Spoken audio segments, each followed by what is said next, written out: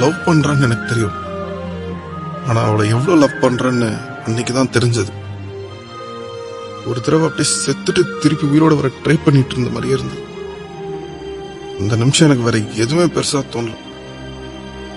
குழந்தை எதுவுமே இல்லை, இவ மட்டும் எனக்கு திருப்பி வந்தா போதும், என் கூட இருந்தா போதும்னு மட்டும்தான் தோணுச்சு.